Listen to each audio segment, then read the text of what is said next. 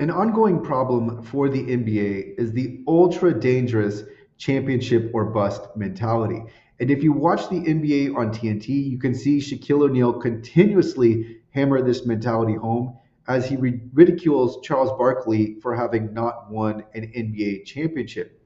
And while a championship certainly is a highlighted bullet point on any NBA player's resume, it's also an oversimplification because we know that luck, circumstance, and timing all play a significant part in whether or not a player wins an NBA championship.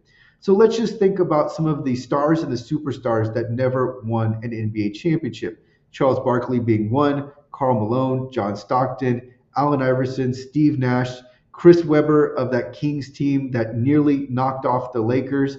Um, those players were all certainly capable of winning an NBA championship, but their circumstance just didn't lead to it. So it's not like these stars should be cast aside and discarded because they didn't win an NBA championship. But a lot of times in discussion of the greatest players, these players are discarded. But if we look at the players that have won championships, they also needed the benefit of circumstance and teammates. Even looking at the greatest, Michael Jordan, he had Scottie Pippen on his team. If he had not had Scottie Pippen on his team, what would have happened? Well, he would have needed someone to come to the team or to be traded to another team, or he wouldn't have won an NBA championship.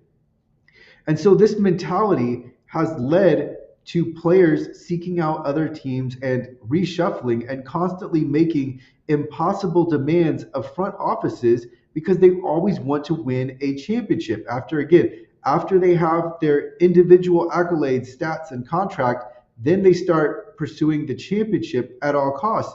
And this leads to problems in the NBA. And one of the problems is that other games have to count too.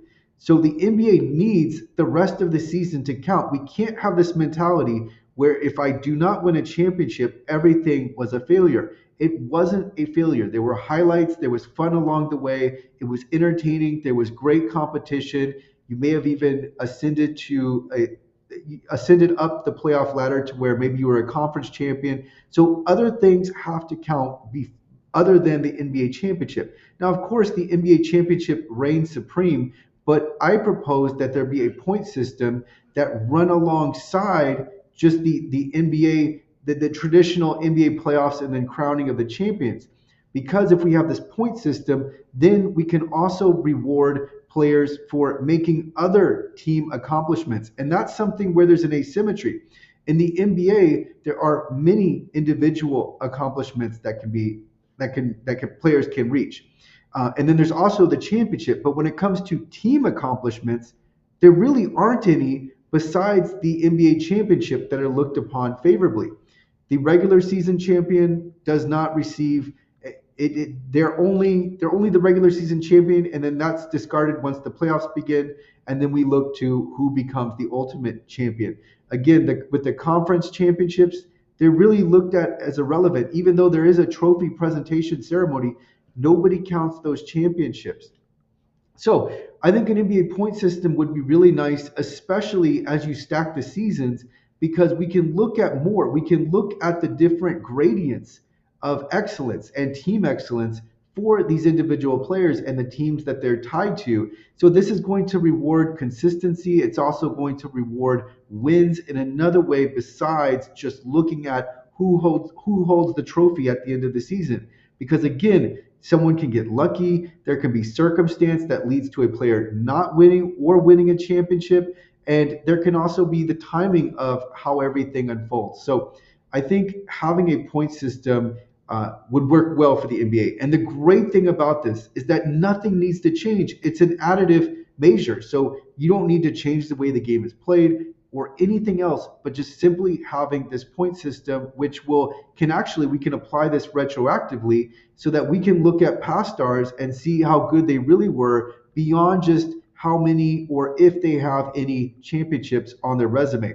So this graphic is just a simplified idea of this. It's not these points aren't necessarily the optimal point system, but it's just to give you an illustration of how this might work. So Regular season wins count as 1.75 wins.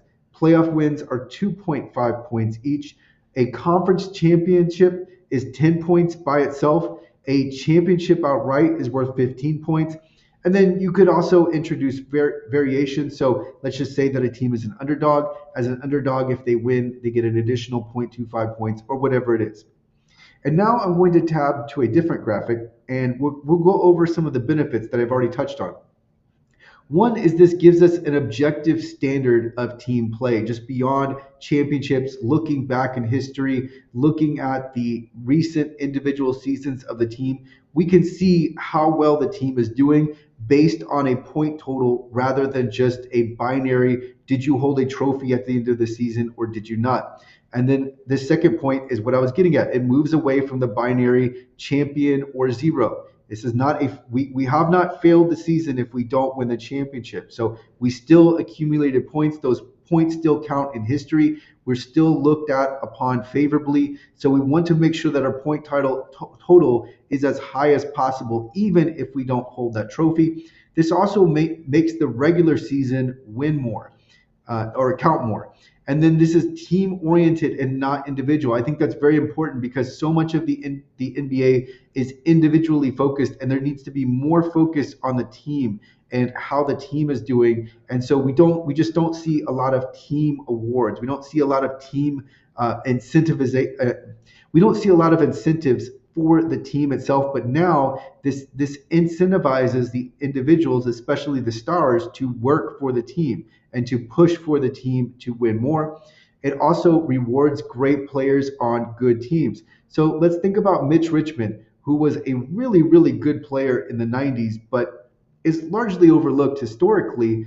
But he should be rewarded for the wins that he was able to bring to the Kings. And when we look at some of the other players that were even on better teams, because the Kings were in fact, I think the Kings were mostly mediocre, but Mitch Richmond brought them up. But Sacramento it was really tough for Sacramento until they were able to get into that era with Jason Williams and Vlade Divac and Chris Webber. But when we think about other great players on good teams, some of the players I've already mentioned, John Stockton, Reggie Miller, because not everybody's a superstar. Some players are stars, some players are semi-stars. So it also helps rewards those players who just aren't quite on championship caliber teams. Because when we look at the NBA, we see so many stars, so many talented players. Now more so than ever, you've got Paulo Banchero, you've got Luka Doncic, you've got LeBron James, Victor Wembanyama, Shea Gilgeous-Alexander, and so many really, really talented players who every season are not going to win a championship. Throw in Giannis in there.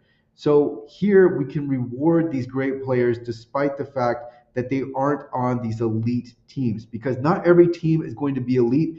And if players are forcing their way out of teams just because they aren't elite, because they aren't going to win a championship, it's going to create a very unstable environment in the NBA.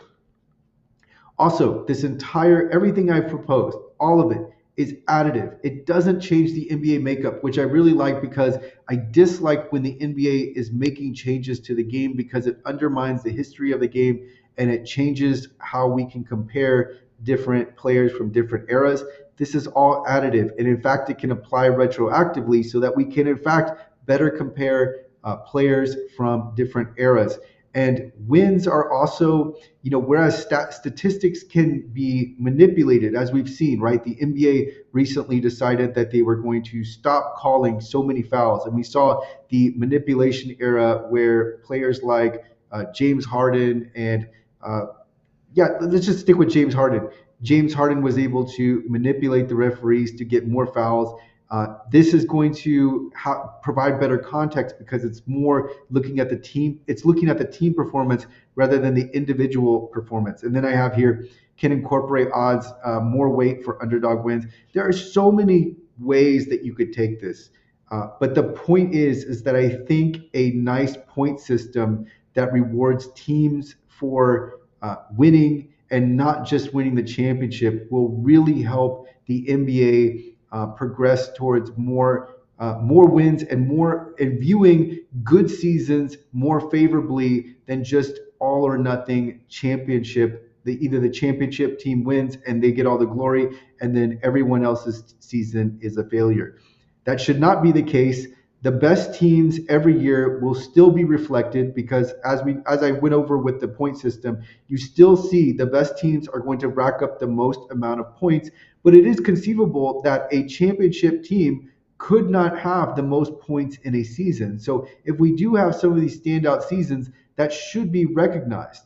So sometimes teams are really, really good. They reach the second or third level or third round of the playoffs and they just don't win the championship. And that happens. That is going to happen. It is a reality that must be faced, and teams must face this. It can't be a failure if you don't win the championship because there are so many teams competing for it and only one is going to win. So you can't win the championship every season unless you're going to stack it like the Golden State Warriors did when they added Kevin Durant, unless you make it to where everything is ridiculously one-sided, which of course is already bad for the NBA. So otherwise, I think there should be an ongoing point system that runs with the NBA season. Everything still plays out, but now we have numbers where we are promoting teams that are playing good, consistent basketball. And over time, those teams historically will be looked upon favorably. And so I think this will help players in terms of legacy and bring some intelligence to the game rather than just the overly simplistic you won a championship or you didn't. And then of course then you get into the problematic area of where you have role players on teams and they win a championship. So are they champions? And the past superstars who didn't win a championship trying to lead their teams are looked upon. It creates like this weird uneven comparison. And then what about the stars and the former star the stars and the superstars who are now past their prime and at the tail end of their career and they join a team and win in an NBA championship? Are they now looked at as an NBA champion? So you get into some very difficult and overly simplistic arguments. There are players that are certainly capable of winning an NBA championship, but just don't because of one reason or another. And we know that luck is introduced, so is circumstance, and so is timing. When we look at the eras, think about the Michael Jordan era. Michael Jordan was clearly favored by the league. You have to take that into account.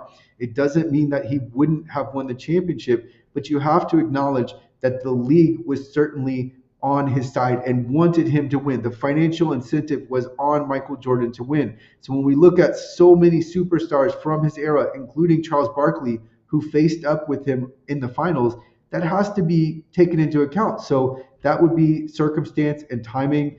Their players get injured. So what if a player gets injured right as a superstar is on the cusp of winning the championship, and let's say the team's other star gets injured? Does that now mean that the player wasn't capable or shouldn't be counted as a champion? It's just an overly simplistic argument that doesn't think about all of the factors that go into winning a championship. And so I think having a point system that runs alongside the NBA season, and we can apply it retroactively to look at the past seasons, I think this will help bring more context to the players and the teams that are performing well.